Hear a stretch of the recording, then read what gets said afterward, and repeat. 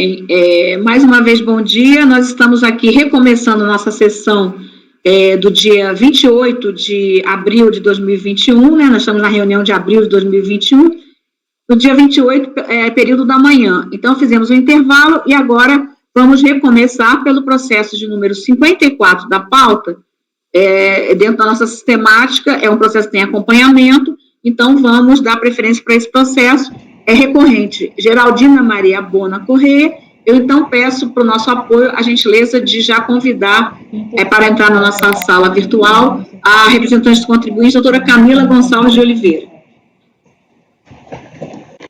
Relatoria do conselheiro Pedro Paulo.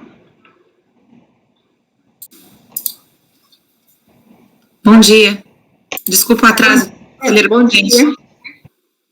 Bom dia, doutora Camila.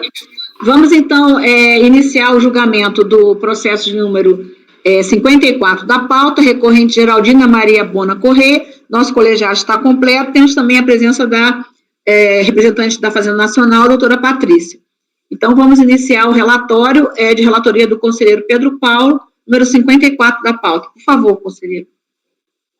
Presidente, então, trata-se de recurso especial do contribuinte contra o acórdão tal, que negou o provimento ao recurso voluntário. Eu transcrevo aqui o dispositivo e a emenda. O recurso visava rediscutir as seguintes matérias: distribuição desproporcional dos lucros, multa de ofício qualificada, juros de mora sobre multa, exame preliminar de admissibilidade. Todavia, o presidente da Câmara de Origem deu seguimento ao apelo apenas em relação à matéria 3, né? Juros de mora sobre multa de ofício. A contribuinte interpôs agravo que não foi conhecido, né? Nem foi rejeitado, não foi conhecido.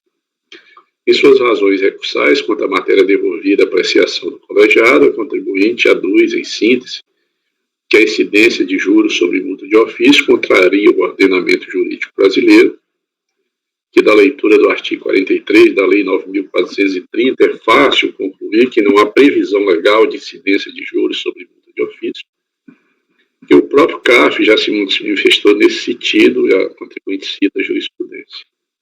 A Fazenda Nacional apresentou contra-razões, nas quais propugna pelo não conhecimento do recurso sobre o fundamento no artigo 67, parágrafo 3º do RICARF, segundo o qual não cabe recurso de decisão que aplicou entendimento de súmula e, no caso, teria sido aplicado o entendimento da súmula CARF 108. Quanto ao mérito, defende a manutenção do recorrido com base em inciso no fundamento de que a matéria está pacificada no CARF em entendimento consolidado na súmula 108. Meu relatório, passo o voto, né, presidente? Sim. Então, o recurso é tempestivo e atende aos demais pressupostos de admissibilidade. A alegação da Fazenda Nacional de que o acordo aplicou entendimento de súmula não procede pela simples razão de que o acordo foi prolatado em setembro de 2007, um ano antes da aprovação da referida súmula, em 9 de 2008, e o exame de admissibilidade pelo presidente da Câmara de Origem aconteceu em dezembro de 2017.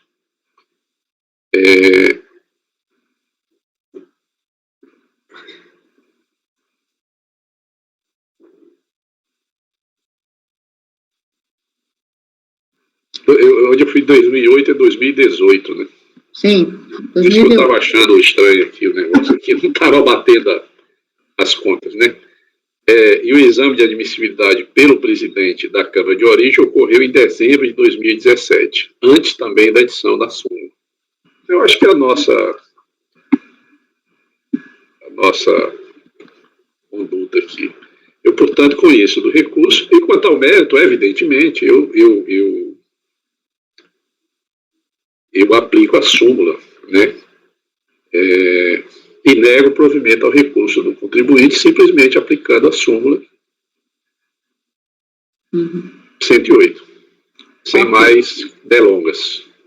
Sim, vamos então, o conselheiro então está conhecendo e no mérito, negando o provimento. Conselheiro Mário. Acompanho o relator. Conselheira Ana Cecília. Acompanho. Conselheiro João Vitor. Acompanho, relator. Conselheiro Maurício.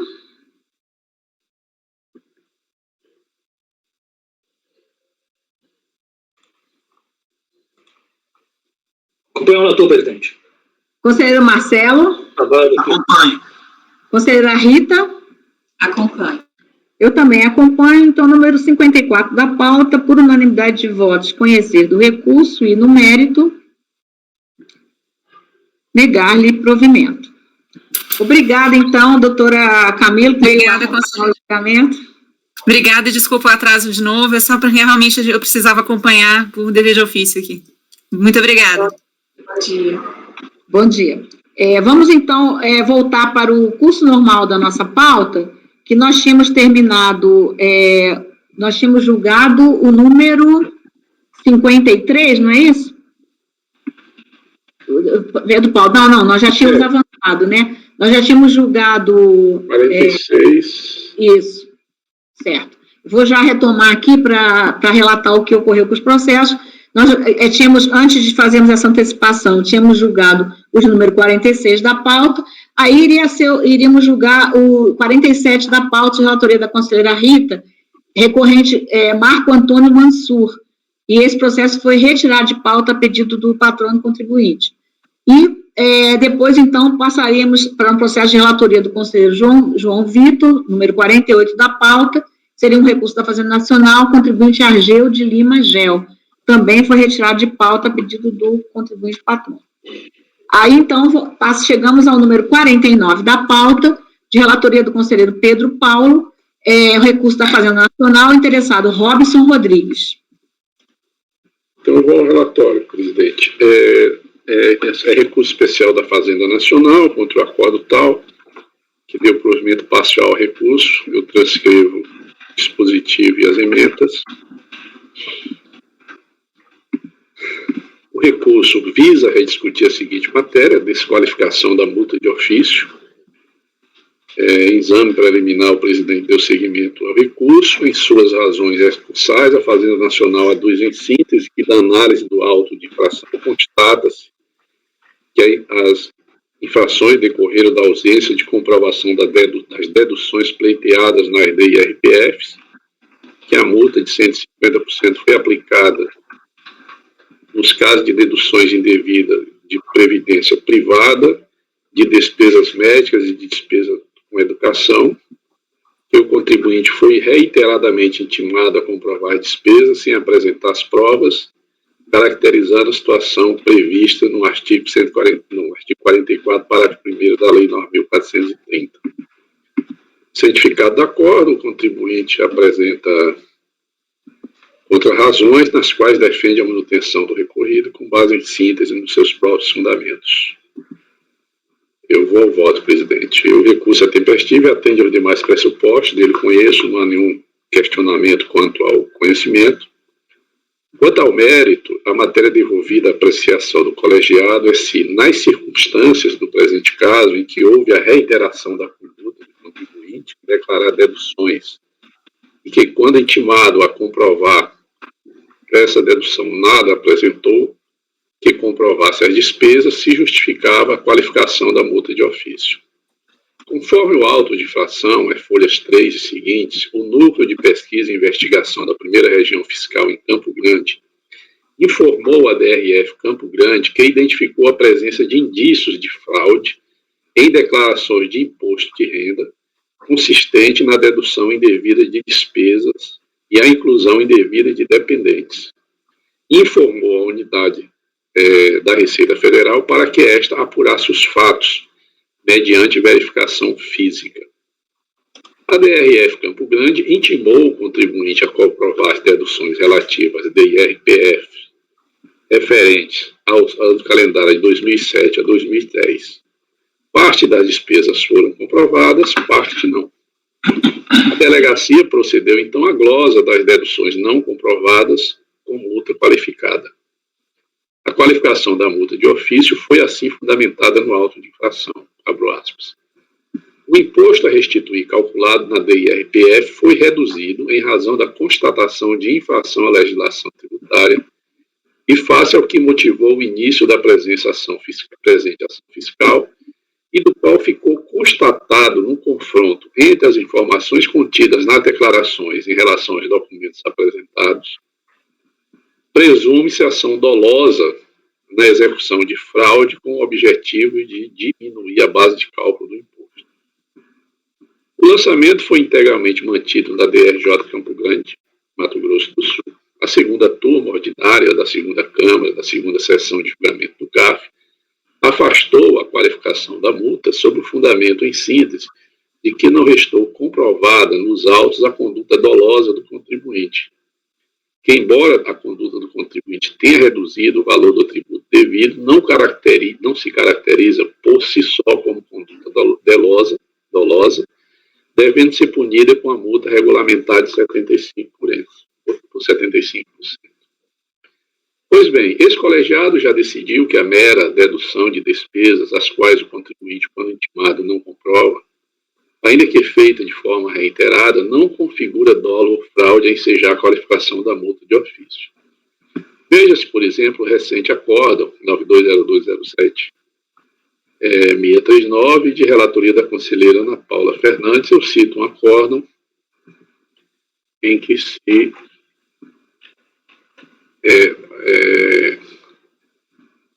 traz esse entendimento, fica a emenda que diz assim: no caso de omissão de rendimentos e dedução indevida, a reiteração da infração por si só não enseja a qualificação da penalidade, ausente a prova de ocorrência de uma das hipóteses dos artigos 71, 72 e 73 da Lei 4.502. Aí aqui eu cito o artigo 44 e cito os artigos da Lei 4.502. Note que o caput do artigo 71 refere-se à ação ou omissão dolosa. O dolo não se presume. Aliás, o próprio auto de infração, no trecho reproduzido acima, refere-se à presunção de ação dolosa, o que, como dito, não aceitava como fundamento para a exasperação da penalidade. Tanto exposto com esse recurso especial da Procuradoria e, no mérito, nego-lhe provimento. Aqui, na verdade, o que aconteceu é que a fiscalização não fez o que ela deveria ter sido feita, né? A inteligência identificou indícios de fraude e mandou a fiscalização para apurar. E a fiscalização fez um procedimento comum, intimou o contribuinte a comprovar a despesa. O contribuinte não comprovou, ela glosou, né? Então, eu entendo que não cabe a qualificação da multa. Estou negando provimento ao recurso. Conselheiro Pedro Paulo, esse caso aqui, pelo que eu olhei, só para confirmar, é aqueles casos que você tem até a previdência privada e a pessoa não apresenta nada, né? Bem típico, assim, dessas operações, né? Tem dependente, né? É isso? Tem, são várias. Ele não trouxe comprovação de nada, não é isso? Nem dos dependentes, não é isso? É isso? Ele trouxe de uma parte que não foi glosada, da maior parte ele não comprovou. E aí foi glosado. Sim. São várias deduções, né? Não é só de despesa médica, não é isso? Não, são várias. Deixa eu só dar uma olhada. É dedução de previdência privada, FAPI, né? Que ele também não tinha. Em todos os exercícios, só estou tentando ver aqui se dedução da base de cálculo, dedução devida a despesas médicas. Deixa eu só ver mais alguma coisa aqui. Dedução da base de cálculo devida a despesa de construção. Não, se a senhora está vendo aí, eu acho que aqui provavelmente tem fraude, sim. Porque aqueles casos das operações. Quando a SPEI manda, é porque tem fraude, só que ela mandou para a fiscalização fazer o procedimento, ele não fez, esse que é o problema. A minha dúvida era assim, era no que exigia assim, do fiscal, né, em relação à comprovação da fraude, né? A comprovação da fraude é intimar os emitentes dos recibos, né, ir atrás Não, mas não é despesa. Eu já fiz operação dessa na delegacia. Normalmente as pessoas são dependentes, aí a pessoa põe sogra, põe pessoa que não. FAPI, as pessoas não sabem nem o que é muitas FAPI. vezes tem um recibo sexualizado. FAPI, não tem como... Nem traz o recibo porque não vai trazer uma prova contra si mesmo, que normalmente é um recibo, né, que não tem lastro, enfim. Não tem lastro, né? E a pessoa não traz. Bom, é só isso que eu estava querendo saber, a questão fática aí. Todo mundo entendeu? Então, podemos... Esse processo é o número, eu voltei lá atrás, né? O número... 49. 49, certo. Então, o conselheiro está conhecendo e, no mérito, negando provimento, não é isso? O conselheiro Paulo. Conselheiro Mário.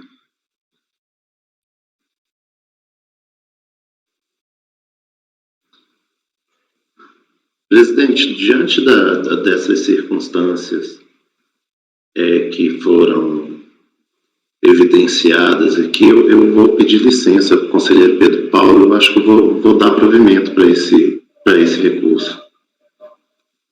Conselheira Ana Cecília.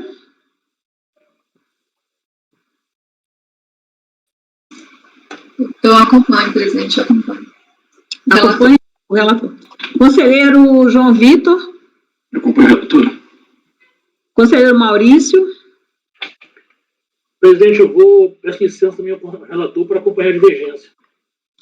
Conselheiro Marcelo. Acompanho o relator, presidente. Conselheira Rita. Vou acompanhar o relator também. Eu acompanho a divergência e já julgamos várias vezes isso aí, não só na turma ordinária, né, quando participava da turma ordinária, como também em Câmara Superior. Eu não vejo assim como, independentemente de que poderia trazer mais coisas, mas o simples fato para mim de ter todos esses anos e coisas que realmente não se trouxe nenhuma prova, inclusive FAPI, né? FAPI, que é fundo, é uma previdência privada, né? Que a pessoa não traz a prova, quer dizer, normalmente nesses casos, quando se pergunta, as pessoas nem sabem direito o que é o FAPI. Então, eu não vejo como, assim, até por uma questão de coerência com outros julgamentos que eu já participei, votos que eu já proferi, eu voto com a divergência. Então, dando provimento ao recurso da Fazenda. Número 49 da pauta, né, era 49, né? Por unanimidade de votos, conhecer do recurso e, no mérito, por maioria de votos, negar-lhe provimento. Vencidos os conselheiros Mário, Maurício e Maria Helena, que lhe deram provimento. Lembrando que aqui está se tratando da qualificação da multa. Isso. Agora, então, vamos, então, voltar aqui para nossa pauta. O número 50 da pauta, ainda também de relatoria do conselheiro Pedro Paulo, contribuinte recorrente Durval dos Santos Silva.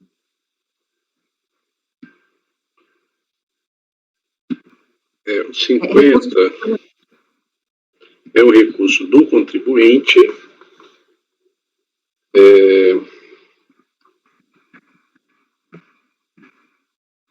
Então, é o recurso interposto pelo contribuinte e a matéria visa discutir a ocorrência da decadência. Em exame preliminar de admissibilidade, o presidente deu seguimento ao apelo. Em suas razões recursais, o contribuinte sustenta em síntese que se aplica ao caso a regra do 150, parágrafo 4º do CTN, que o lançamento reporta-se ao ano calendário de 2001 e a ciência do lançamento ocorreu em 25 de setembro de 2007. A Fazenda Nacional apresentou contra-razões nas quais sustenta inicialmente o não conhecimento do recurso sob a alegação de ausência de similitude fática entre os julgados, recorrido e paradigma, argumenta que o instrumento processual adequado para alegar a existência de recolhimentos antecipados que não foram objeto de consideração pelos julgadores são os embargos de declaração. Quanto ao mérito, sustenta que o recolhimento antecipado do tributo deve estar devidamente comprovado nos autos e que a mera declaração indicando a apuração de imposto devido não interrompe a prova do pagamento antecipado. Aí eu vou ao voto, presidente. O recurso é tempestivo e atende aos demais pressupostos de admissibilidade. Não procede às objeções feitas pela Fazenda Nacional ao conhecimento do recurso. Sobre a alegada ausência de similitude fática, verifico que ambos os julgados tratam de lançamento de ofício de imposto de renda de pessoa física sujeito ao ajuste anual e se discutiu a definição do termo inicial do contagem do prazo decadencial, semelhança suficiente para caracterizar a similitude fática, sempre lembrando que não se exige a plena identidade entre os julgados paradigma e recorrido. E sob a comprovação do pagamento antecipado, é fácil perceber que o recorrido tomou como evidente a ocorrência desse pagamento, tendo em vista que foi declarada a retenção do imposto na fonte e o próprio auto de infração reconheceu essa retenção, o que levou o acordo a decidir pela aplicação do 173.1 foi a tese de que o início da ação fiscal romperia a inércia do fisco, evitando a homologação tácita do pagamento e não a ausência de pagamento antecipado. Esta caracterizada, portanto, a divergência de interpretação. Enfrentando situações semelhantes, os acordos recorrido e paradigma adotaram soluções distintas. Então, na verdade, aqui o recorrido, ele aplicou o 173 não porque não identificou pagamento antecipado, mas porque adotou a tese de que o início da ação fiscal interromperia, né, a fluência do prazo. Quanto ao mérito, como visto, a divergência diz respeito à definição do termo inicial do contagem do prazo decadencial, presidente. Aí aqui eu faço todo aquele apanhado aqui da decisão do STJ e tal, né, a análise da legislação e digo, no presente caso, como referido acima, o pagamento antecipado é evidente, tendo em vista que consta da própria declaração do contribuinte a ocorrência da retenção de imposto pela fonte pagadora, cujos valores foram expressamente reconhecidos pela própria autoridade lançadora no auto de infração, que abateu esses valores para a apuração do imposto devido. Tem súmula, né? Tem súmula. Precisou ter uma súmula para dizer que a fonte valia. Ora, tendo havido pagamento antecipado e não tendo sido imputado ao contribuinte a prática de dolo, fraude ou simulação, a regra de contagem do prazo decadencial, segundo o precitado RESP, é a data do fato gerador. Assim, considerando que se trata de fato gerador ocorrido em 31 de dezembro de 2001, o lançamento poderia ter sido realizado até 31 de 12 de 2006. Assim, na data da ciência do lançamento, em 25 de 9 de 2007, o direito do fisco de proceder ao lançamento já estava fulminado pela decadência. Antes exposto, conheço do recurso especial do contribuinte e no mérito do provimento. Pedro Paulo, só me tira uma dúvida.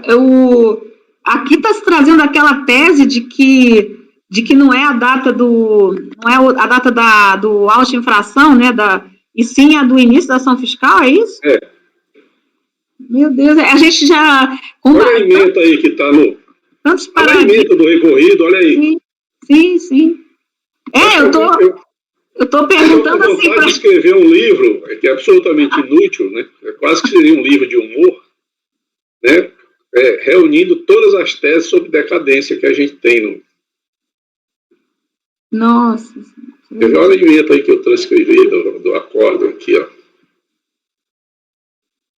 A instalação do procedimento de ofício pelo fisco no prazo de 5 anos contado da ocorrência do fato gerador, consistente na intimação do contribuinte para apresentar esclarecimento e ou comprovação acerca da matéria objeto do futuro lançamento, afasta a inércia da Fazenda Pública e a possibilidade de homologação tácita do lançamento, consubstanciando a figura do lançamento de ofício. E a emenda está falando da desqualificação que já foi feita na DRJ, não é isso? Nem era mais objeto de julgamento, não é isso? Pelo que eu li aqui, a DRJ já tinha desqualificado, não foi esse colegiado que desqualificou. Não é isso? Mas a tese da decadência dela é de que é o início da ação fiscal e eu sei, eu tô falando que consta na emenda, 173. na emenda fala de desqualificação que não estava nesse julgamento, já tinha morrido. Ou se está ressuscitando coisa. Hein? Não teve recurso de ofício, não? Não! E você acha que vai ter recurso de ofício? Não, não tem. Acho que não teve. Turma, é TEX. TEX não julga recurso desse valor. É turma extraordinária que fez esse acordo, é de turma extraordinária. É impossível ter recurso de ofício. Estou falando assim, bom, Pedro Paulo, só era bom fazer uma referência à súmula, né, para valorizar nossas súmulas da fonte. Por incrível que pareça, nós tivemos que fazer uma súmula para dizer. Eu não fiz isso, presidente, porque, na verdade, a discussão se houve pagamento, não há nenhum questionamento se houve ou não pagamento. Entendeu? O acordo recorrido, ele assume expressamente que houve pagamento antecipado. Então, tanto que eu não estou enfrentando essa discussão. Não, é porque quando você fala aqui que sobre a coisa, você diz assim, não, tem prova, sim, de que coisa, até no âmbito... Não, mas eu estou dizendo que é o próprio recorrido que admite essa prova. Então, eu não... sim, você está falando que é o recorrido, tudo bem. Porque, por incrível que pareça, precisou fazer uma súmula, quer dizer, a única coisa que ninguém pode fugir, que é da fonte, né? Não, a tese era a seguinte, só pode aceitar se a pessoa recolher de próprio... Tem um termo em latim, sei lá, a mano, não sei o quê, da própria, tipo assim, a própria pessoa ir lá no caixa e recolher o DARF. Coisa que, quer dizer, a fonte é a única... Ninguém pode fugir da fonte, você não pode receber sem ter o desconto, né? É uma coisa que ninguém pode fugir. Isso não valeria, você imagina isso?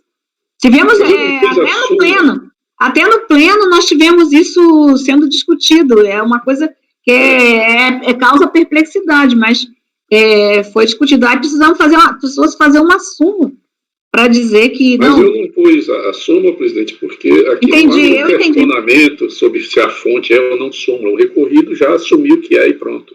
Que é. Ok. Então, isso é o número 50, né, da pauta? O conselheiro está conhecendo, então, e no mérito, negando o provimento ao recurso da Fazenda. Não é dano, né? É do contribuinte. Desculpa, do contribuinte... dando provimento. Conselheiro Mário. Presidente, eu confesso que essa tese eu só vi em processos previdenciários muito antigos, assim, quando ainda não tinha decisão do STJ, bem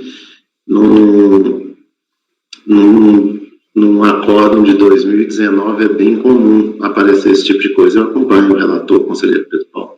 Lembra que nós já julgamos vários daquele que a gente diz assim, é aquele acórdão que no final fala depois vai dizer que tem dolo, né? Que foi por isso que aplicou o 173. Mas não é nada disso aqui é só dolo. Enfim, eu também fiquei, por isso que eu perguntei, assim, porque isso começa a gerar precedente, né? E aí a gente começa a trazer coisa para cá, já que já seria tão sacramentada já, né, que teria o direito, mas enfim. E contraria a decisão do STJ, que não fala nada disso. Não, exatamente. Não fala. Não trata nada disso, nem o repetitivo e nem súmula se consegue resolver, não é possível uma coisa dessa, né? A gente já tem esses instrumentos para ser sério, para as coisas não ficarem subindo desnecessariamente. Bem, conselheira Ana Cecília. Eu acompanho. Conselheiro João Vitor. Acompanho o relator, presidente. Conselheiro Maurício. Com o relator, presidente. Conselheiro Marcelo. Acompanho. Conselheira Rita. Essa é aquela parte final do 73, né, que fala em ato, quaisquer atos. A gente já jogou alguns recursos antigos da Fazenda, né, nesse sentido. Exato, aquele que tem até um que a gente diz assim, não, esse é aquele que depois no fim era dolo, lembra? Tem um desses. Eu acompanho o relator. Que eu me lembro, tinha até um que eram dois que tinham isso, que a gente já tinha conseguido, vamos dizer assim, já neutralizar, né, mas não chegavam mais para o processo. Bem, Eu também voto com o relator por unanimidade de votos, conhecer do recurso no mérito dar-lhe provimento. O 51 da pauta, agora, 51 também de relatoria do conselheiro Pedro Paulo, recorrente Fazenda Nacional, interessado Luiz Fernando Gomes Braga. Então, é um recurso da Fazenda Nacional, como dito,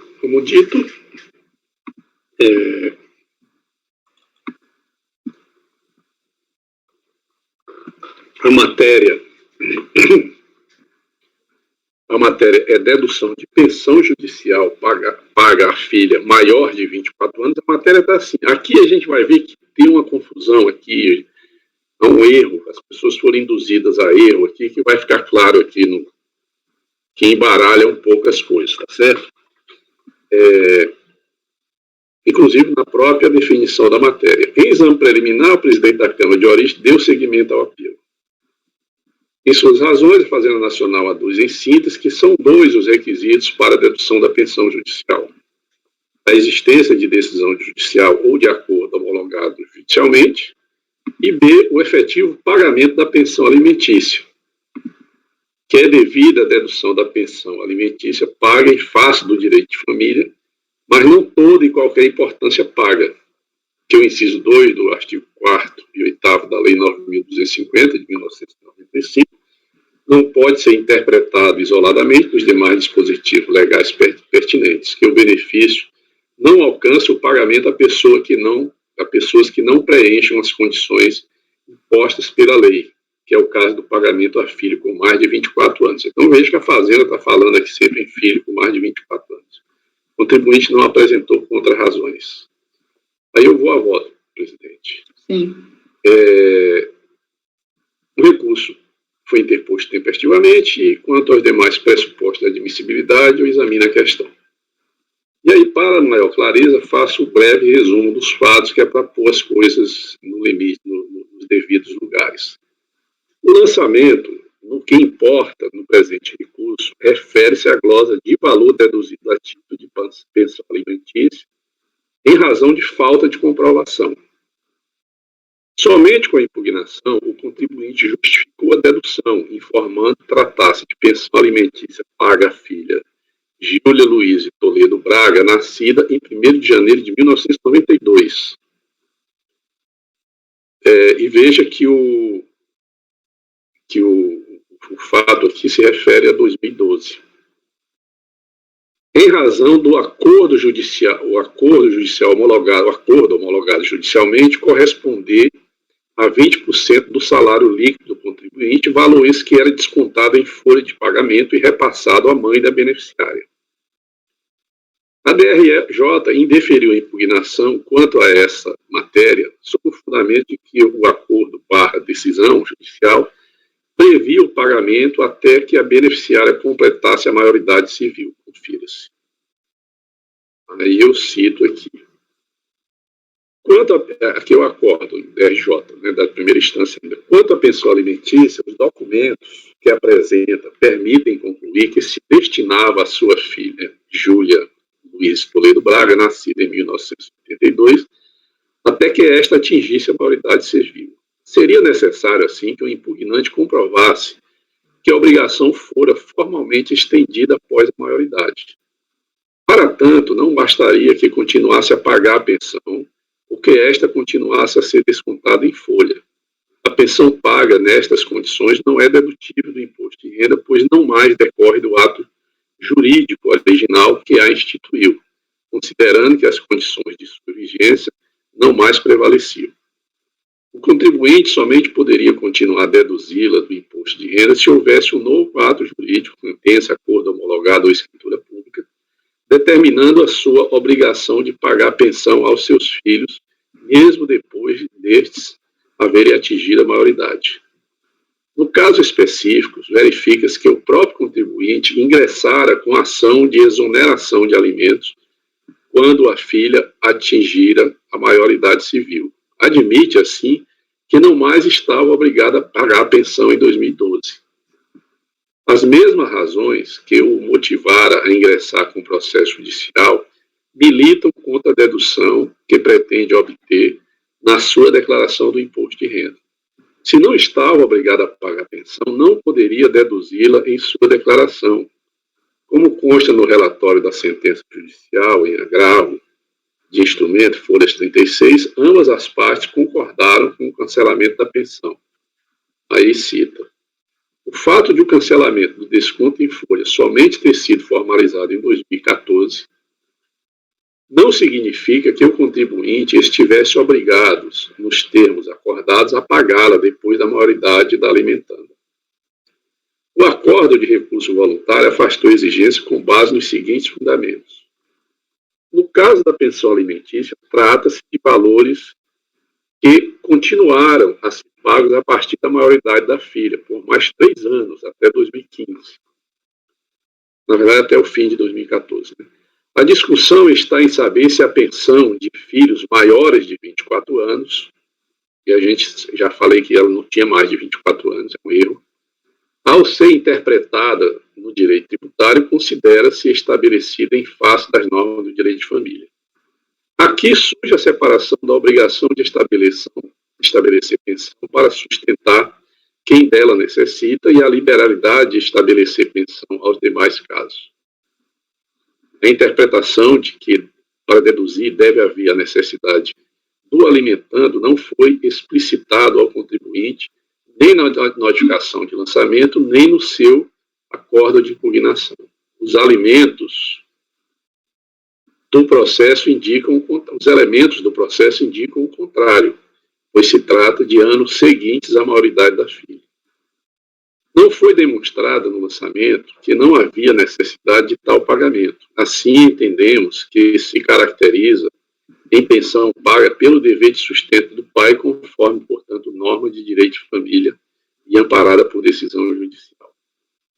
E aí, digo eu, ocorre que, diferentemente da referência feita no voto, não se trata de pensão paga maior de 24 anos. Como referido linhas acima, a beneficiária da pensão nasceu em 1º de janeiro de 1992 e, portanto, em 2002, ano a que se refere ao lançamento, tinha 20 anos. A controvérsia quanto à obrigatoriedade do pagamento da pensão era de que o acordo, decisão judicial, tinha previsto o pagamento da pensão até que a filha completasse a maioridade civil, 18 anos. Por outro lado, os acordos apontados como paradigma tratam de situação em que a pensão foi paga com base em decisão, acordo judicial, a beneficiários maiores de 24 anos. Na verdade, tanto o acordo de recurso voluntário quanto o recurso especial parte da falsa premissa de que a beneficiária da pensão tinha mais de 24 anos. Logo, embora o acordo recorrido faça referência a pagamentos de pensão a beneficiário com mais de 24 anos, penso que não se estabelece a divergência em razão da patente ausência de similitude fática. Pensão paga para maior de 20 anos, em que se discute haver ou não decisão judicial a ampliá-la. A menores de 24 anos, pensão paga a menores de 24 anos, em que se discute haver ou não pensão judicial a ampliá-la, no caso do recorrido, e pensão paga maiores de 24 anos, amparada em decisão judicial, no caso dos paradigmas. Ainda que se superasse o aspecto ausência de similitude fática, considerando que o recorrido assumiu a premissa de que a beneficiária da pensão tinha mais de 24 anos, ainda assim não há similitude fática, pois no caso do recorrido se discute a própria existência de decisão judicial a obrigar o pagamento da pensão após a maioridade da filha do contribuinte, o que não se tem no paradigma, caracterizando-se também por esse aspecto a ausência de similitude fática. Mas, ainda que mais uma vez se superasse esses pontos, há também um fato incontornável de que a solução da lei demandaria o reexame da prova de que o pagamento da pensão estava ou não amparado em decisão judicial, o que, da mesma forma, inviabiliza o conhecimento do recurso. Antes, posto, eu não conheço do recurso. A minha dúvida aí, alguém vai ter alguma pergunta? É o seguinte, no acordo recorrido, está falando que nós sempre, quando temos uma situação dessa, aí eu faço analogia lá com a Previdência, quando é caso de não é caso do AI-68, se faz tudo como se fosse o AI-68, enfim. Se para admissibilidade o acordo recorrido está dizendo que está acima de... eu. Agora, nós não fazemos cotejo de auto de infração ou de alguma outra peça para efeito de admissibilidade. Se o acordo recorrido está dizendo, tratando do caso como sendo acima de 24 anos, ele trouxe um paradigma compatível com aquilo, não é?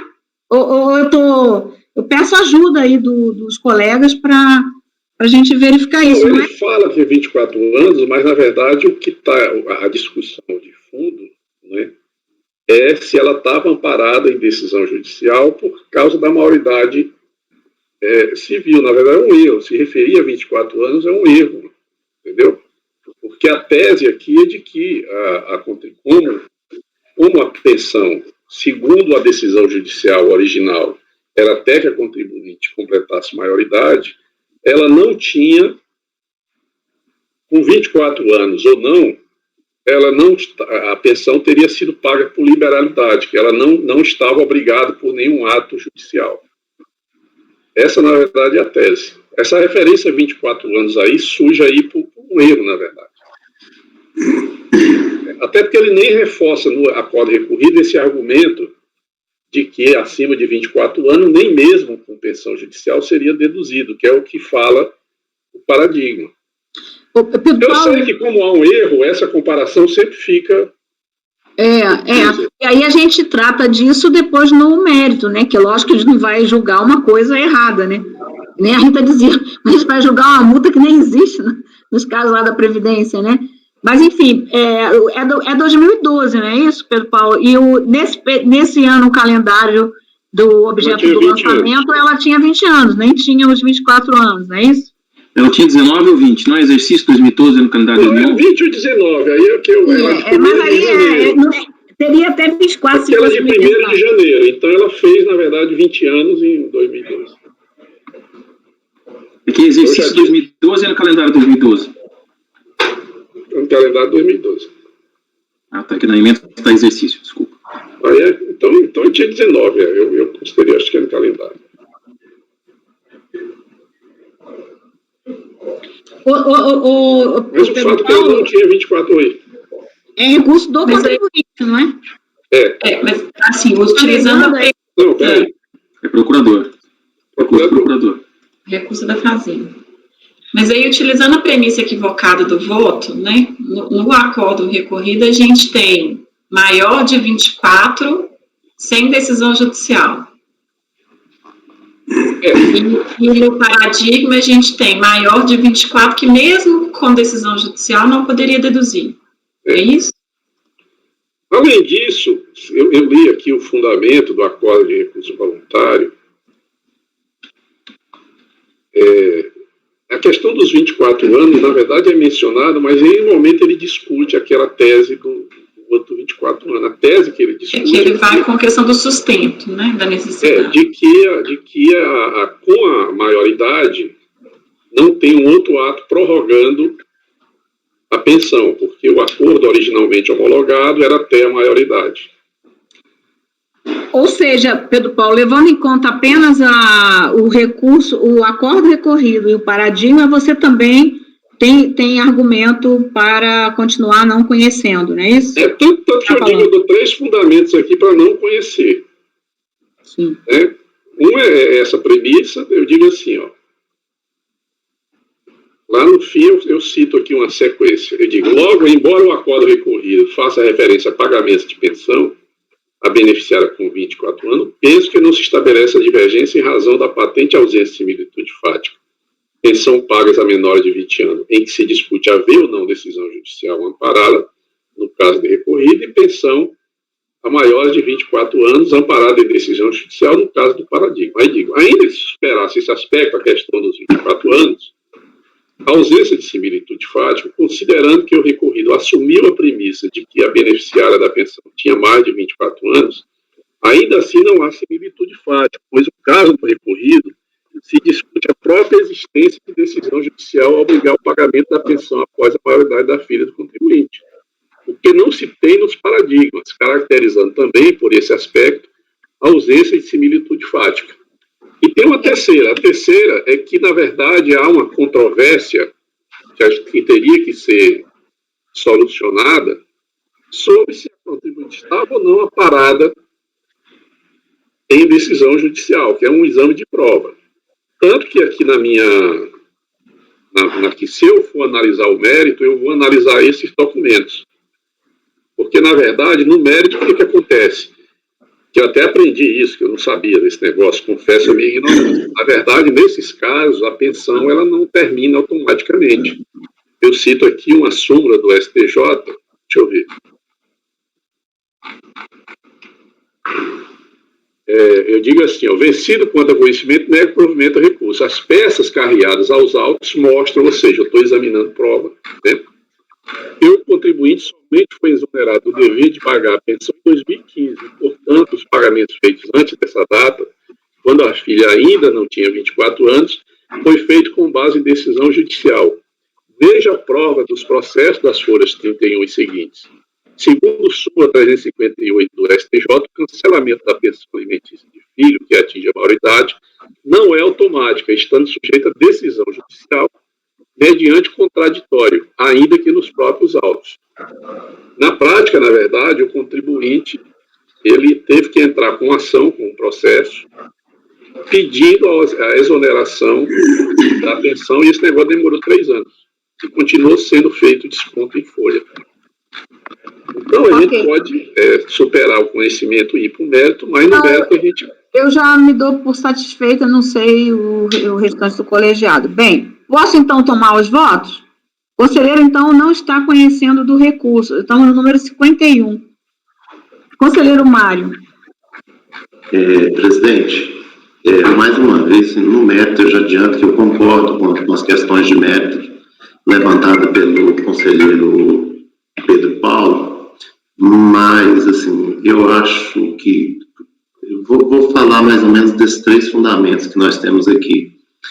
No que está no voto, no acórdão, no voto condutor do recorrido, eu acho que caberia ao contribuinte, né, embargar. Isso, exatamente, porque meu telefone está tocando aqui, deixa eu desligar ele aqui. Caberia ao contribuinte apresentar embargo de declaração para corrigir esses eventuais erros. Nos outros 2 argumentos, eu acho, e aí eu peço até para o conselheiro Pedro Paulo que me corrija se eu estiver errado, mas eu acho que o paradigma, ele adota uma postura muito mais, eu diria assim, que muito mais radical do que o recorrido, no sentido de que, pelo que eu depreendi, se você levasse essa situação do recorrido para o paradigma, o colegiado paradigmático, ele manteria o posicionamento dele. Então, assim, eu não sei se eu estou certo, estou lendo aqui, mas, a princípio, eu vou abrir a divergência no conhecimento e já adianto que, com relação ao mérito, eu acompanho o relator. Conselheira Ana Cecília.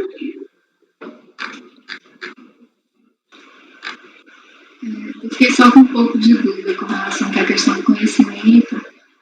Nesse processo aqui, então, houve decisão judicial, né, nesse que a gente está tratando. Sim. Esse não foi o problema, né, Pedro? Porque o paradigma também trouxe essa situação. A situação que você identifica como distinta, porque, assim, apesar de aqui não tratar de filhos maiores de 24, o acórdão recorrido, ele menciona que a discussão é saber se a pensão paga filhos maiores de 24 e tal. Então, assim, parece que ele eu fiquei com essa dúvida, porque o acórdão recorrido, ele dá a entender que foi, né, para filhos maiores de 24. Aí, no parágrafo anterior, ele fala que trata-se de valores que continuam a ser pagos a partir da maioridade da filha por mais 3 anos. Mas ainda não daria o... Eu acho que ele parte do pressuposto também que não tem decisão judicial. Parte de um pressuposto equivocado do recorrido que não tem decisão judicial. Acho que é isso, né, Pedro? Não sei se e os paradigmas, mesmo com decisão judicial, resolveram afastar. É porque, na verdade, como está errado, é difícil a gente Há uma lógica, quer dizer, porque, na verdade, se a questão é que ela tinha 24 anos, toda essa discussão se a decisão judicial ela tinha ou não era irrelevante. Certo? Mas a ênfase do voto é na questão de que a pensão se encerra aos 18 anos, né, com a maioridade civil. Né? Mas aí cita os 24 anos, assim, en passant. Entendeu? Né? Quer dizer,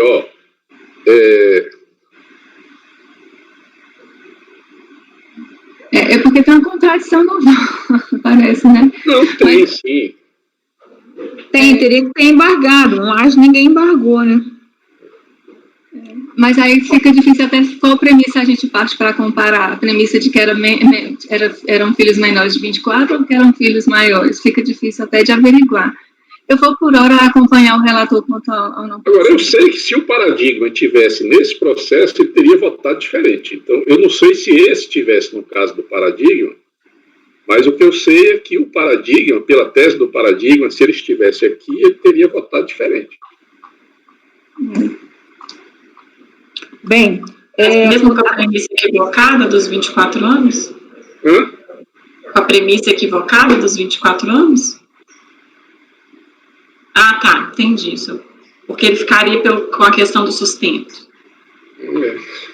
E também, nós tem duas, para mim, esses dois parágrafos aqui, eles são contraditórios, então não dá nem para afirmar que a premissa aqui foi ser filhos maiores de 24, não daria para ter essa convicção, já que há uma contradição no julgado, então fica difícil até de... Eu sei que a questão é complexa, há dúvidas e tal. Eu estou encaminhando assim, aí dependendo dos votos, eu vejo aí se eu reformulo ou não, eu quero ver isso. Bem, conselheira Ana Cília, vai acompanhar o relator? Pelo não conhecimento, presidente, por hora, sim. Tá. Conselheiro João Vitor. Eu acompanho a divergência. A divergência do Mário, né? Conhecendo, não é isso? Isso. Conselheiro Maurício. Com divergência também, presidente. Conselheiro Marcelo. Acompanho o relator, presidente. Conselheira Rita. Eu estou até abrindo o segundo paradigma aqui, mas a leitura que eu fiz do primeiro paradigma ela foi mais ampla também, no sentido de que, como sem decisão judicial acima de 24 anos, eu não posso deduzir. E aí, como tem a premissa equivocada do acórdão recorrido dos 24 anos, eu acho que eu conheceria e deixaria para analisar a situação real no mérito. Então, nesse primeiro momento, eu conheceria. Bem, eu também, desde o início, isso foi uma coisa que, para mim, não está... com todas as vênias, eu acho que dá para conhecer. Assim, é claro que, como uma coisa começa, que tem uma coisa torta... Não, presidente, eu adianto a senhora que considero, eu acho que a questão realmente, ela há uma linha muito tênue aí, então eu para simplificar a coisa, eu vou conhecer com esse fundamento de que, como o voto partiu da premissa de que a contribuinte tinha 24 anos, embora não seja verdadeira, estabeleceu-se a divergência entre teses.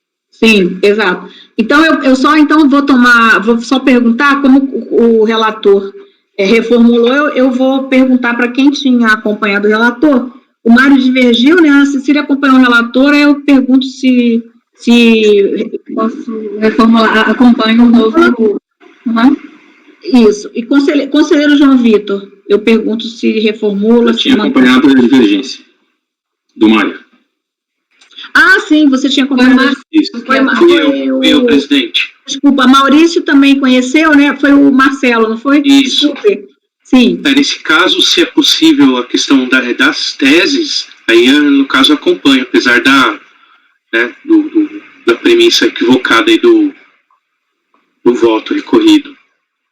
Certo. Então, ficou, o Pedro Paulo vai reformular, né? Por unanimidade de votos, conhecer do recurso, não é isso? E aí também nós ficamos mais compatíveis com outras situações que são comuns de acontecer isso, né? E a gente sempre, aí depois no voto, aí já é diferente, ninguém vai votar por coisa que está errada, né? Por premissa equivocada, enfim.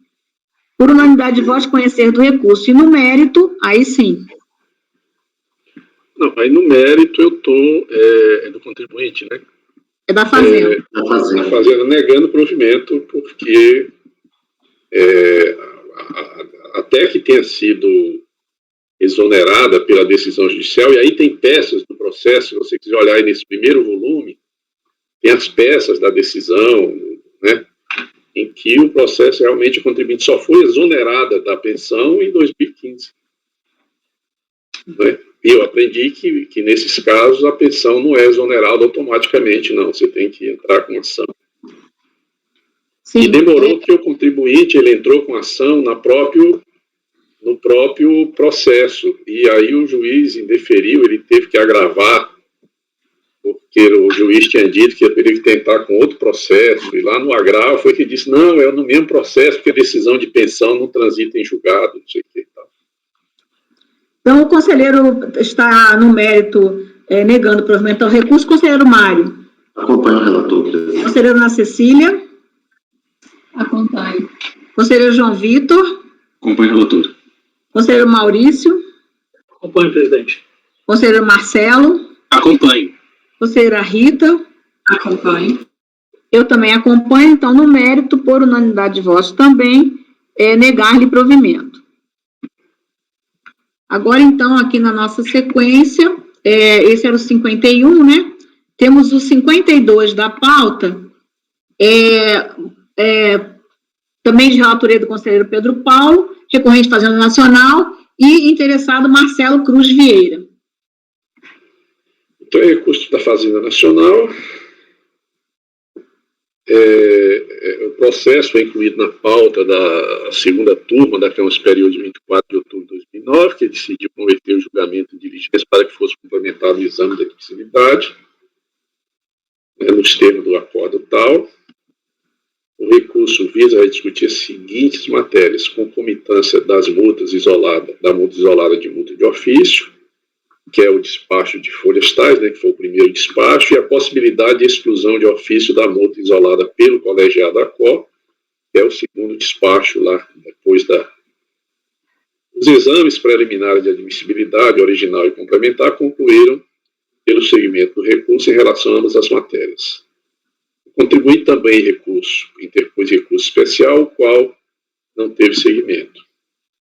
Em suas razões recursais, a Fazenda Nacional aduz, quanto à matéria, possibilidade de exclusão de ofício da multa isolada, em síntese, que se tratava de matéria preclusa, pois não impugnada, e ao apreciá-la, o recorrente violou o artigo 17 do Decreto 70.235 de 72, que do ângulo do processo civil, dos termos do artigo 108, o juiz decidirá nos limites em que a lei foi proposta e de acordo com o Código de Processo Civil, é defeso ao juiz proferir sentença a favor do autuado de natureza diversa do pedido, que o colegiado não tinha o poder de afastar a multa, como fez. Sobre a concomitância da multa isolada com a multa de ofício, aduz que se trata de duas penalidades distintas, não existindo óbice a aplicação das duas penalidades, que a simultaneidade dessas multas não implica em bis in idem, pois não decorrem da mesma infração, que a multa de ofício somente será devida caso exista imposto a pagar por ocasião do ajuste anual. Conselheiro Pedro Paulo, só uma questão de ordem.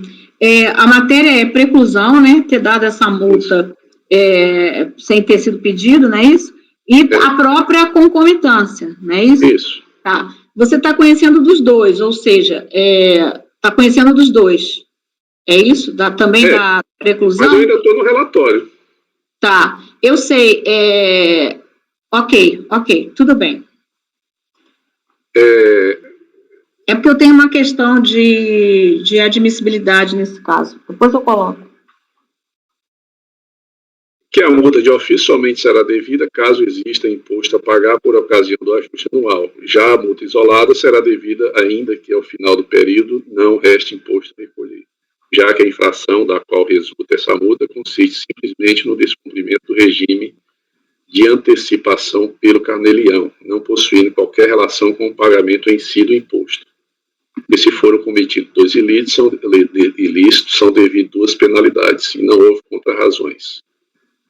E eu estou conhecendo os dois recursos. A senhora quer questão? Eu quero sim, porque parece-me, porque toda vez que tem essa matéria, né, a gente, eu olho porque teve muito caso que chegou na Câmara Superior indevidamente, porque o paradigma ou não se prestava, enfim.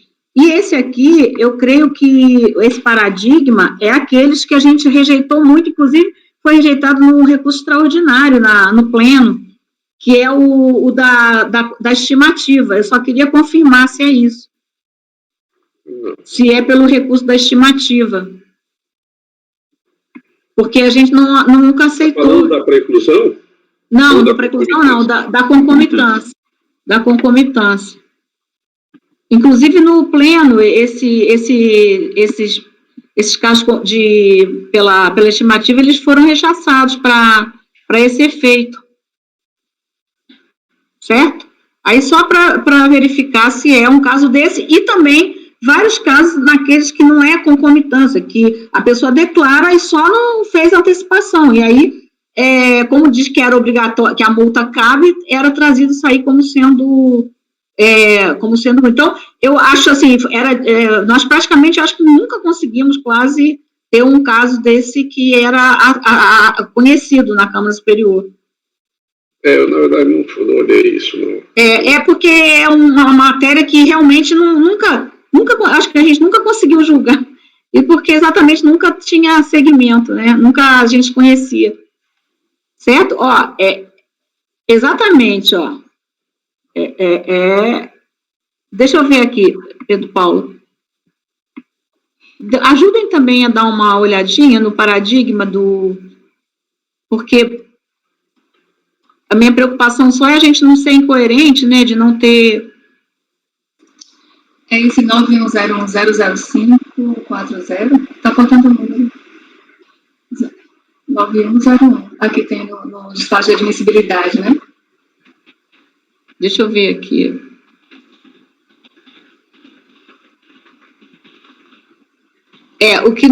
Porque só a preclusão que voltou para analisar, né? Só foi a preclusão. Esse primeiro já estava no... O primeiro já estava.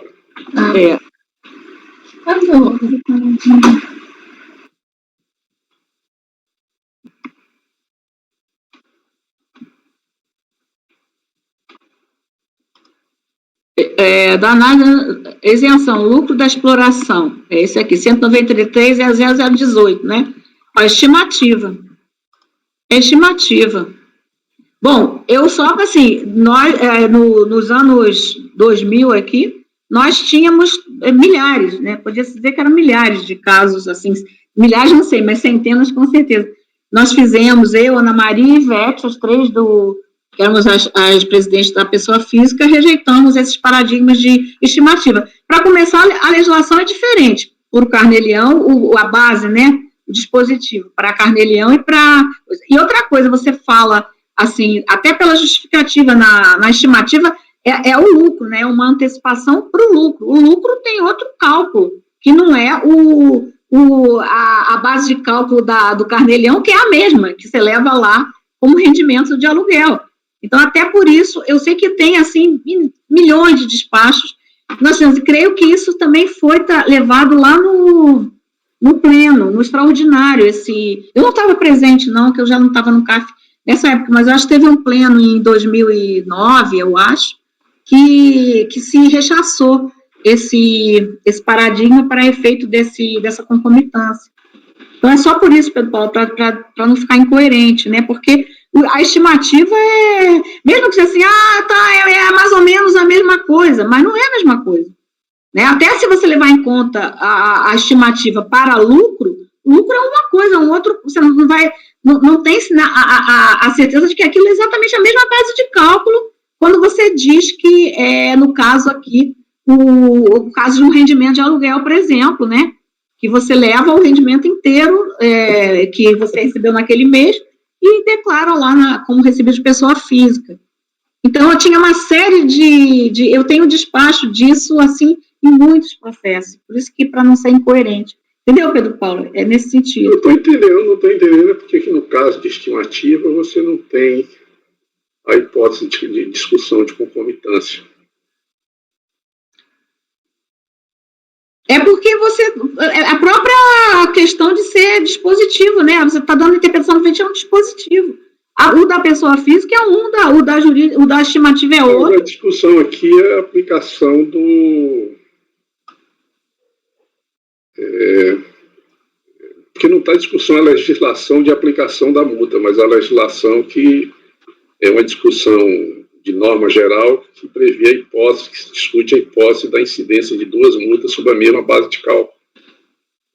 Pois é, as situações têm nuance. Eu estou só dizendo assim, qual era a jurisprudência, assim, maciça da Câmara Superior, não, isso não subia. Tanto as 3 presidentes de pessoa física rejeitavam essa, a Ana Maria Ribeiro dos Reis e a Ivete Malaquias, e depois, isso, a minha questão maior, assim, é que acho que no extraordinário, isso foi, depois foi me dito, eu não estava nesse extraordinário. Eu posso até, de repente, pegar a vista disso, mas, assim, eu aqui já não conheceria. Nós não conhecemos vários, assim. Esse eu acho que foi ficando, né? Ficou e passou. Até pela questão da estimativa, que não é a mesmíssima base de cálculo. Quando você fala da pessoa física, você fala que ela é aquele mesmo valor, né? Que se coloca ali. Não, na verdade, a pessoa física não é, não. Porque na pessoa física é o ajuste anual. Eu sei o teu entendimento, a gente discutiu isso muitas vezes. Eu conheço. Agora, para você trazer isso, então, da jurídica, é mais ainda difícil de ter como um paradigma apto, né? Eu não tinha atentado para essa questão, mas eu, assim, nessa primeira abordagem, eu entendo que a discussão é a mesma, porque a discussão aqui não é da norma do tributo. A questão é a possibilidade de incidência, isso tanto faz ser pessoa jurídica ou pessoa física. Eu estou colocando isso assim, na primeira vez que eu estou me deparando com essa questão. Se eu tive antes, eu esqueci. É a possibilidade de incidência da multa sobre o valor antecipado com a multa devida quando do ajuste anual, quando da apuração do ajuste. Isso é uma questão de discussão de norma geral, isso não envolve a discussão do IRPJ ou do IRPF. Sim, mas são diferentes, inclusive o cálculo do lucro e da estimativa que você faz, acho que até às vezes por receita bruta, e depois vai fazer outra coisa pelo lucro. Então, até nisso, é interpretação divergente dada a legislação tributária. Você está aplicando uma na pessoa física e aplicando outra na jurídica. Agora, se no fim é parecido, ou agora, a concomitância para mim, para esse caso do Carnelião é uma coisa, para a estimativa para mim é outra. Mas, enfim, eu só estou dizendo assim que já teve, inclusive no pleno. Então, eu já aviso que pediria vista, porque eu não posso ser incoerente, eu fiz milhares de... Se a senhora pedir vistas, então eu analiso com mais questão, mas se não for vista, eu vou manter meu voto por enquanto. Eu pedi vista eu só posso pedir vista na minha vez de votar, só estou dizendo o seguinte, porque eu levantaria essa preliminar, certo? Já que você conheceu dos dois, eu levantaria essa preliminar de conhecimento. Eu levantaria, eu posso ficar vencida. Eu posso ficar vencida, não tem problema nenhum. Só que eu vou levantar porque nós fizemos isso nos anos 2000, aí você pode olhar, nunca chegou à Câmara Superior isso com esse paradigma, e no extraordinário também, que é o que mais bom, eu vou então levantar, isso se eu ficar vencida, deixa para lá. Então, por enquanto, presidente, eu estou mantendo esse entendimento, porque me parece, embora eu vou realmente refletir sobre isso, mas me parece que a discussão, a divergência de tese aqui, envolve uma interpretação de uma norma geral que discute a possibilidade da incidência de multa sobre antecipação com a multa devida. Até que se fala sobre a mesma base, porque não é verdade, porque na verdade a multa não é a mesma base.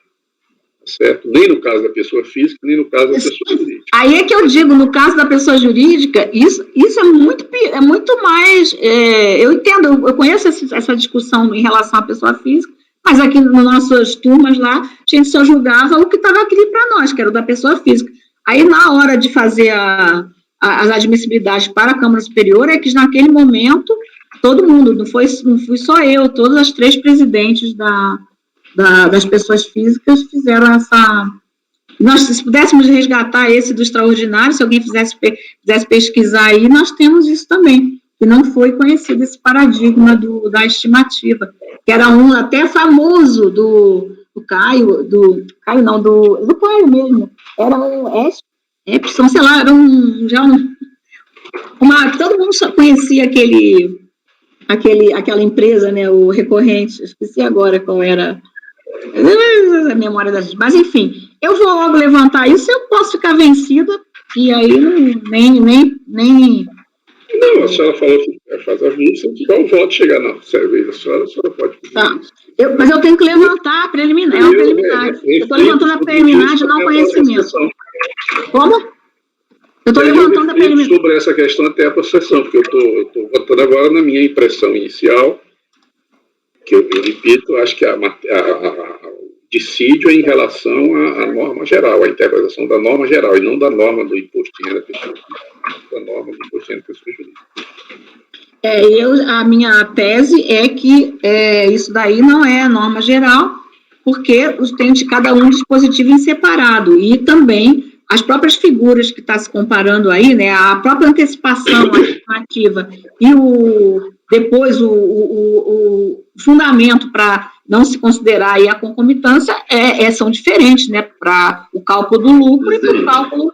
Bom, eu vou, assim, como estou levantando a preliminar, eu já vou pedir a vista aqui, até para ter possibilidade de todo mundo dar uma verificada. Vou ver se eu trago esse do extraordinário, porque se a gente muitas vezes assim traz a jurisprudência já pacificada, né, inclusive da Câmara Superior, com muito mais razão a gente tem do extraordinário, e aí a gente estaria voltando atrás, uma coisa que até nós tivemos, esses casos aí subiram milhares, tudo foi feito extraordinário, e no extraordinário foi trazido exatamente isso, como se fosse pegando as turmas jurídicas com as turmas de física de Câmara Superior, como sendo norma geral, e não foi acolhido lá.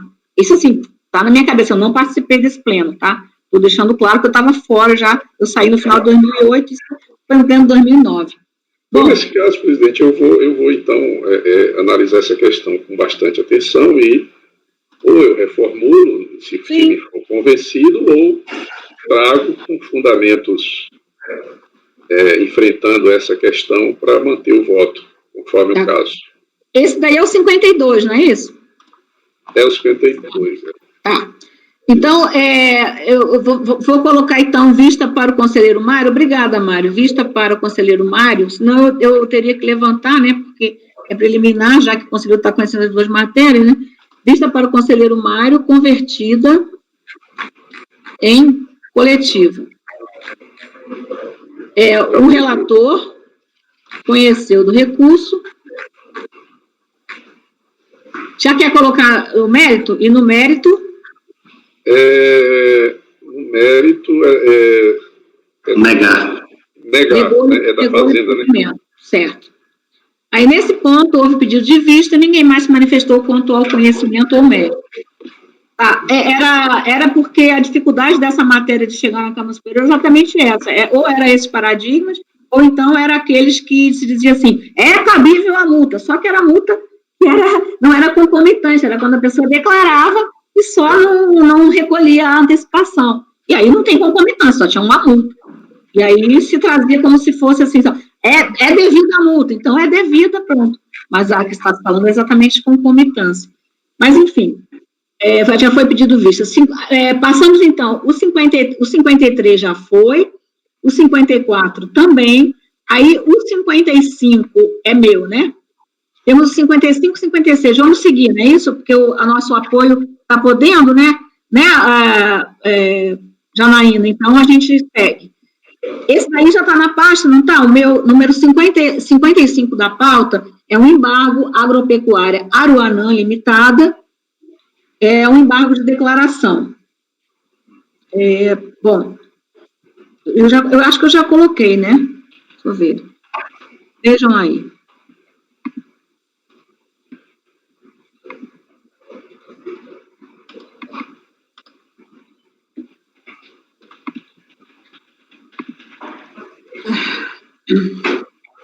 eu só abri aqui, está demorando um pouquinho para abrir esses documentos que estão na pasta T. Eu não precisava nem pegar da pasta T, não é isso? Poderia pegar do meu arquivo mesmo. Bom, isso aqui é embargo, tá? O que aconteceu aqui? Só resumindo, no voto, o contribuinte teria trazido da tribuna uma argumentação sobre decadência, que decadência poderia ser conhecida em qualquer instância, por ser matéria de ordem pública, enfim. Estou só resumindo, né, porque depois no voto isso está bem tratado, assim, bem especificado. E aí, no voto, né, aquelas situações que se traz alguma coisa, principalmente sobre conhecimento, claro que o voto não trouxe isso antes, né, não estava em nenhum momento, e aí se diz assim, não, a pessoa vai colocar isso no voto, para que exatamente que não tenha um embargo, mas não foi colocado. E aí ficou, assim, o texto do acordo embargado, eu até coloquei aqui, né, ficou assim, que é a questão. Da preliminar apontada, quanto à decadência em sede de cognição restrita, não cabe ao colegiado analisar tal pedido. De tal modo, não conheço desse pedido. Embora se trate de matéria de ordem pública, seguindo o entendimento do STJ, a matéria deveria ter sido pré-questionada por quem lhe aproveita. Inteligência da decisão de pontinhos 2017. E aí o contribuinte está dizendo, primeiro, que tem omissão, porque não foi dito qual seria a jurisprudência do STJ. E segundo, teria contradição, porque o acordo estaria entendendo que é de ordem pública, confirmando que é de ordem pública, mas mesmo assim não tratando dessa matéria, certo? Então, esse embargo, embora tivesse outros argumentos, ele foi dado seguimento exatamente para essas duas questões, omissão e contradição. E aí eu estou, então, preenchendo a lacuna da omissão, tratando da questão do STJ, que o contribuinte pede para se esclarecer qual seria as decisões do STJ nesse sentido da questão da matéria ser de ordem pública e a decadência, enfim, para que se justificasse qual é a decisão. E haveria no entender do contribuinte essa contradição. Só que aí eu estou trazendo aqui o preenchimento dessa lacuna, e com isso eu entendo que, então, eu também estou resolvendo a contradição, porque, da forma como eu estou preenchendo, vocês vão ver aqui, depois, para mim, já resolve a questão de contradição, porque a contradição seria só aparente, porque não se verifica na prática essa contradição, depois que a gente faz o preenchimento da lacuna. Então, eu vou ler rapidamente. Os embargos opostos são tempestivos, na parte que for acolhidos atendem aos demais pressupostos. Devem ser conhecidos. Traça-se de omissão a respeito das razões pelas quais a decadência foi a matéria não conhecida, é contradição ao se exigir pré-questionamento quando se reconheceu que se trata de matéria de ordem pública. Quer dizer, o contribuinte partiu de uma premissa, matéria de ordem pública, tem que ser conhecido em qualquer instância, até na Câmara Superior. E aí, se reconheceu que é matéria de ordem pública, então tinha que ter conhecido. Mas a gente aí, na hora que vai preencher aí a lacuna, tem outra visão sobre isso. Bom, aí eu estou dizendo que assiste razão, né, ao asseverar que a menção incompleta. Aí está claro que a menção está efetivamente incompleta. Eu já li aí o pedaço que é um contribuinte que faltou preencher. A discussão sobre a impossibilidade de ser conhecida a matéria, que não foi analisada pela instância COR, já foi enfrentada por essa turma, destacando-se o acordo 9202-004578, de 24 de 11 de 2016, proferido pelo vice-conselheiro Heitor. Aí eu estou trazendo aqui um voto do Heitor, que ele trata exatamente disso, tá? Dito julgado, também tratava da arguição de decadência em processo de TR, e igualmente, isso também em TR. Igualmente, o entendimento do STJ foi utilizado como fundamento para justificar o necessário pré-questionamento da matéria suscitado em recurso especial. Está tratando aqui da instância especial, não das instâncias ordinárias, tá? Assim, trago à colação o voto do precedente acima citado, cujos fundamentos reitero como minhas razões de decidir. Então, aqui ele está trazendo, né, assim, entendo, em linha com a súmula do STJ 2011, número 211, baseada na legislação processual vigente à época da interposição do recurso, restar o referido requisito cumprido somente quanto à questão jurídica, ou mais propriamente, a categoria jurídica que se elege como matéria recorrida tenha sido objeto de análise pela decisão recorrida, seja quando da decisão originalmente prolatada, seja ainda quando da eventual posterior decisão integrativa, proferida em sede de embargos declaratórios admitidos e acolhidos, o que, ressalvadas as hipóteses de matéria de ordem pública, levantadas pela autoridade julgadora de primeira instância e pelo colegiado da Corte, remete a alegações trazidas pelo contribuinte aos autos, vedada em outras hipóteses a manifestação pelos julgadores acerca de matéria não arguída. A propósito, ele traz aí o RESP 1390-617, Santa Catarina, diz, entende-se como pré-questionada a matéria que foi objeto da análise da decisão do acordo recorrido. Vou só colocar a parte aqui que está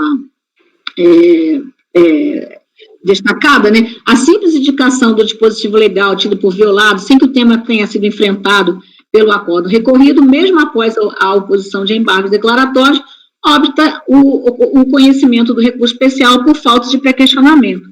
Então, está tudo, sempre aí a necessidade de questionamento, a manutenção da necessidade de questionamento, até para as matérias de ordem pública, e está lá a súmula STJ 211. Inadmissível recurso especial quanto à questão que, a despeito da oposição de embargos declaratórios, não foi apreciada pelo Tribunal Acordo. Então, está aqui também outra. Não prevalece o entendimento da recorrente no sentido de que, por cuidar de nulidade, matéria de ordem pública, pode ser reconhecida de ofício pelo magistrado. Assim, se não foi provocada no pronunciamento da Corte de origem acerca dos diplomas normativos tidos por violados e, por conseguinte, se a turma julgadora não emitiu juízo de valor sobre dispositivos tidos por violados, reclama o tema necessário para questionamento, requisito viabilizador do acesso a essa instância. Então, estou colocando aí a questão do STJ, né? E aí estou seguindo aqui, que disse que foi já um precedente nosso do conselheiro Heitor, né? Registro que o posicionamento do STJ em relação à necessidade de pré-questionamento, como se viu acima, é taxativo, sem exceção quanto à matéria de ordem pública. No mesmo sentido, confira esse pronunciamento que sintetiza o entendimento no sentido de que, ainda que se trate de matéria de ordem pública, tal atributo não significa que dita matéria seria vestida por uma espécie de manto sagrado que lhe asseguraria acesso irrestrito às instâncias recursais. Aí já não é do voto do conselheiro eleitor, estou trazendo aqui esse julgado, né, aqui, que diz o seguinte: a alegação de que seriam matérias de ordem pública ou traduziriam nulidade absoluta não constitui fórmula mágica que obrigaria as cortes a se manifestar acerca de temas que não foram oportunamente arguídos ou em relação aos quais o recurso não preenche os pressupostos de admissibilidade. Então, está aqui o meu posicionamento que a gente vem adotando, destaca a integração da lacuna verificada no acordo embargado, além de suprir a omissão relacionada à falta de identificação na decisão embargada do posicionamento do STJ, que fundamentou o não conhecimento da decadência por faltar o requisito pré-questionamento, acaba por também dirimir a contradição apontada ao concluir que, mesmo se tratando de matéria de ordem pública, não há exceção a ser feita em sede desta instância especial, a obediência ao requisito do pré-questionamento, dada a função de uniformização jurisprudencial. Então, não sei se ficou claro aí, a tese a contradição era essa, né? O contribuinte entendeu que matéria de ordem pública tem que ser tratada, mesmo que não tenha pré-questionamento. Então, se a relatora entendeu que era de ordem pública, então, teria que ter tratado. Então, assim, na hora que se preenche a lacuna, se entende que nem as de ordem pública, elas podem abrir mão do pré-questionamento. Assim, ao integrar-se a lacuna verificada no acordo embargado, resolve-se também a alegada contradição, tendo em vista que, conforme o posicionamento do STJ, a exigência de pré-questionamento abrange, inclusive, matérias de ordem pública. Diante do exposto, eu conheço e acolho os embargos para, sanando os vícios apontados no acordo 9202-008-616, 19/2/2020, sem efeitos infringentes, integrar o acordo embargado mediante a colação do posicionamento do STJ acerca da necessidade de pré-questionamento, inclusive quanto à matéria de ordem pública, o que resolve também a contradição suscitada. Certo? Ficou claro essa questão? Então, esse é meu entendimento, eu estou acolhendo. Então, esse acórdão qual é o número? É 55? 55. Então, eu estou conhecendo, né, conhecer e acolher os embargos, né, nessa parte que foi já conhecida, né, que tinha mais coisas que não se deu seguimento. Para sanando os vícios apontados no acórdão embargado, no acórdão número. Aí, então, eu tenho aqui o número, deixa eu ver aqui qual que é o número. 9202-008-616, presidente, que eu vi aqui. 008-616. De 19/2/2020. Está no fim do meu voto aqui. Isso. De 19/2. Acolher os embargos sanando os vícios apontados no acordo número 9202-008-616, 19/2/2020, sem efeitos infringentes, né, integrar o acórdão mediante a colação do posicionamento, inclusive quanto à matéria de ordem pública, porque resolve também a contradição apontada, suscitada, certo? Então, esse é o meu entendimento. Eu vou, então, tomar os votos. Conselheiro Mário. Acompanho, presidente. Conselheira Ana Cecília. Acompanho. Conselheiro Pedro Paulo. Acompanho, presidente. Conselheiro João Vitor. Eu também acompanho, presidente. Conselheiro Maurício. Acompanho, presidente. Conselheiro Marcelo. Acompanho. Conselheira Rita. Aqui eu acompanho, vou ficar só numa situação um pouco engraçada, porque o que foi citado, eu fui vencida, né? Esse voto do Heitor. Mas, de todas as formas, eu acompanho nesse momento.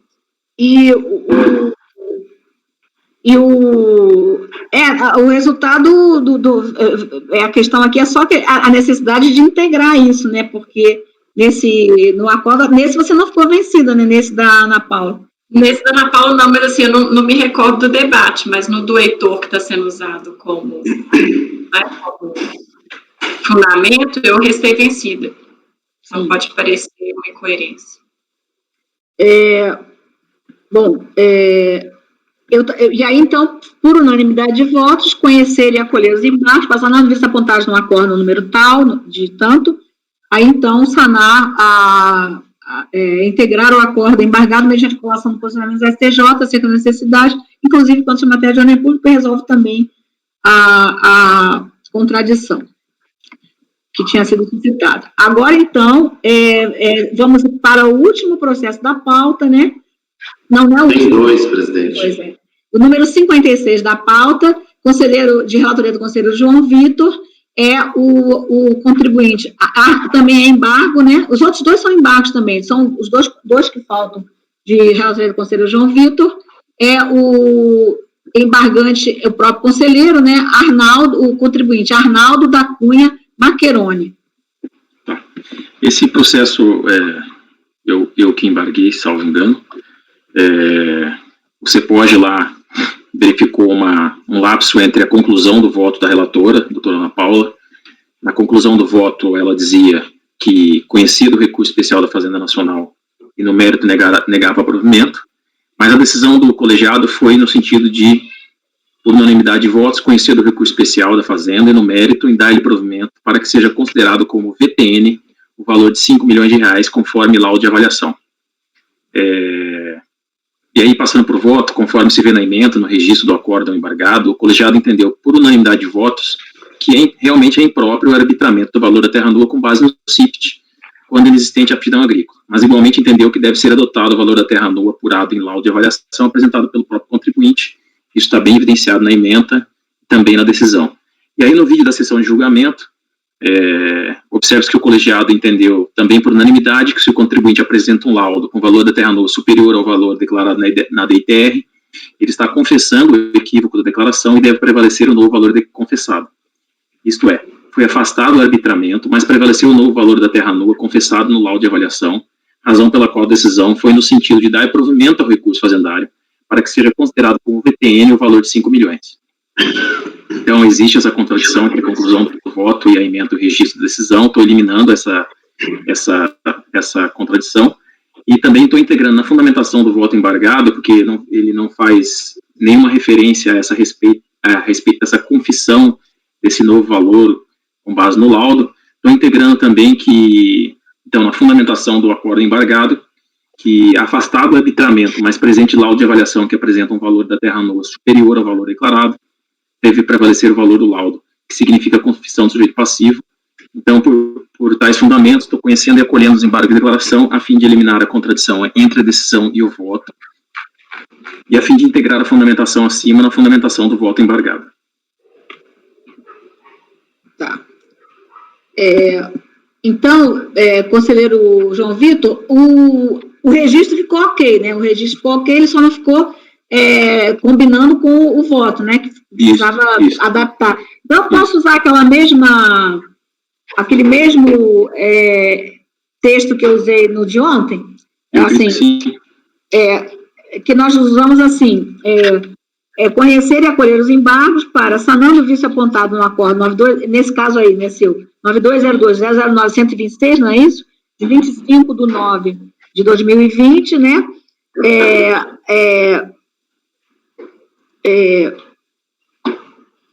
Como é que a gente fala? Qual o verbo que eu usei? Adaptar ficou assim, presidente. Adaptar o voto.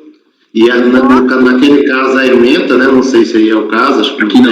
A ementa aqui ao que foi adaptar o voto ao que foi efetivamente decidido pelo colegiado. Nesse caso não tem que adaptar a ementa, né? Não. Adaptar o voto ao que foi efetivamente decidido pelo colegiado. É isso. Tá certo? Isso que nós fizemos no mesmo de ontem. Então, eu vou agora, então, aos votos. Conselheiro Mário. Acompanho o relator. Conselheira Ana Cecília. Acompanho. Conselheiro Pedro Paulo. Acompanho. Conselheiro Maurício. Acompanho, presidente. Conselheiro Marcelo. Acompanho. Conselheira Rita. Acompanho. Eu também acompanho, então, por unanimidade de votos, se conheceu e acolheu para, sanando o vício apontado, nesse acórdão que eu já citei, adaptar o voto ao que foi efetivamente decidido pelo colegiado. Agora, então, chegamos ao último, né, dessa pauta, desculpe, o número 57 da pauta, também embargo do conselheiro, a contribuinte Jataí Agropecuária Limitada e Fazenda Nacional, não é isso? Sim, são os interessados porque é embargo. São os dois interessados, sim. Nesse caso aqui, foi na formalização do voto, a própria presidente de turma constatou a existência de obscuridade, razão pela qual pôs embaixo de declaração os seguintes termos: verifique-se a obscuridade em relação ao prazo para a verbação da área de reserva legal, para a matrícula do imóvel, e registre por oportuno que trata-se do acórdão número X, e que nessa mesma sentada foi proferido um outro acórdão que tratava exatamente da mesma matéria, cuja ementa reflete o posicionamento do colegiado. Aí, o posicionamento que seria o posicionamento correto e que é diferente do posicionamento que foi adotado é que as áreas de reserva legal devem ser averbadas no registro de imóveis competente até a data da ocorrência do fato gerador. E no caso aqui do acordo embargado, constou equivocadamente até a ocorrência do início da ação fiscal, que está em descompasso o que foi decidido em um processo aí na mesma sentada. Então, vou passando ao voto. Conforme exposto pelo embargante, no acórdão final 129, decidido na mesma sentada, de relatoria, inclusive, da mesma conselheira relatora, o entendimento deste colegiado foi no sentido de que as áreas de reserva legal, para fins de redução no cálculo do imposto, no caso do ITR, né, devem ser averbadas no registro de imóveis até a data da ocorrência do fato gerador. No presente caso, todavia, o voto e a ementa da decisão embargada fazem referência de que a averbação poderia ocorrer até o início da ação fiscal, o que não se coaduna com o que foi decidido na sessão de julgamento e nem com o entendimento do colegiado a respeito da matéria exposto naquele outro acórdão. Assistindo-se ao vídeo da sessão de julgamento, eu disponibilizo o link e o horário em que o julgamento se inicia. Observa-se que o colegiado entendeu unanimemente pela aplicação da súmula CARF 122, segundo a qual a averbação em data anterior ao fato gerador supra eventual falta de apresentação do ato declaratório ambiental, O colegiado, após constatar a existência da averbação da área de 194 hectares na matrícula de E-Folha 32, conforme requerimento de 1985 e a averbação de 1990, constatou a anterioridade desse ato em relação ao fato gerador e consequente aplicabilidade do referido enunciado sumular, que dispõe que a averbação tem que ocorrer até a data do fato gerador, e não até o início da ação fiscal. A discussão travada nos autos era apenas a inexigibilidade do ADA para o reconhecimento da área de reserva legal, tendo sido constatada pela turma a existência de anterioridade da averbação, de modo que o recurso de passivo foi provido nos termos da súmula. Logo, deve ser esclarecida a obscuridade apontada pela embargante, a fim de que a ementa seja transcrita nos seguintes termos. Aí eu transcrevo basicamente o modelo que a gente já tem, que se baseia na súmula CARF 122, e quanto ao voto, deve restar consignado o provimento do recurso contribuinte em decorrência da aplicação da súmula CARF, notadamente porque a averbação ocorreu antes da ocorrência do fato gerador. Destarte, deve ser suprimida a expressão até o início da ação fiscal, a qual não reflete o quanto decidido na sessão pelo colegiado. Então, estou conhecendo e acolhendo os embargos de declaração, a fim de que seja esclarecida a obscuridade e alterada a ementa do acordo embargado. Então, aqui o que se altera é só a ementa. Tá. Adaptar a ementa, né? É só a ementa, né? Só a ementa. Ao que foi efetivamente decidido pelo colegiado. Tá, então, aí é o acordo 920209-127, né, de 25/9 de 2020, não é isso? O embargado. Então, não é isso? Final 127, é isso? Isso. Tá. Então, o conselheiro está conhecendo e acolhendo nesse sentido de adaptar a ementa ao que foi efetivamente decidido. Conselheiro Mário. Acompanho o relator. Conselheira Ana Cecília. Com o relator. Conselheiro Pedro Paulo. Com o relator, presidente. Conselheiro João Vitor, desculpe, conselheiro Maurício. Acompanho, presidente. Isso já é o adiantado da hora. Conselheiro Marcelo. Acompanho. Conselheira Rita. Acompanho. Eu também acompanho, então, por unanimidade de votos, conhecer e acolher os embargos, passando do vice apontado no acordo 9202009127, de 25/9 de 2020, adaptar a ementa ao que foi efetivamente decidido pelo colegiado. Bem, então, assim, nós terminamos, né, ficamos só agora pendente um processo da conselheira Ana Cecília, né, que a gente faz à tarde. Voltamos, então, às 14, nós temos duas videoconferências à tarde. Tá certo? Presidente, só para aproveitar a oportunidade, né, esse julgamento desses embargos aqui nos mostra que seria muito importante, inclusive nas sessões presenciais, você ter gravação. Gravação, perfeito, sempre achei. Dá muita segurança em... Não, eu sempre achei também. Dirimir dúvidas e tal, e eu acho que tecnologia não teria quase custo, isso para relatar os embargos, eu tive uns embargos aí que eu tive que assistir bastante a sessão do julgamento. Dependendo da matéria de embargo. Tive que fazer o voto todinho, então se não tivesse gravação, ia ser bem complicado. Era novo julgamento, né? Embargo e vistas. Você pega a vista do processo, você vai lá ver o que foi discutido para rememorar o caso. Voto vencedor, né? Voto vencedor, então.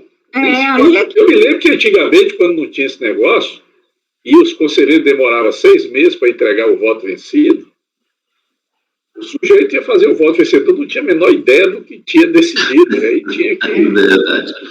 É verdade. Mas, enfim, eu também acho, Pedro Paulo, eu acho que agora é irreversível. Tem até um filme, né? Irreversível. Acho que é irreversível.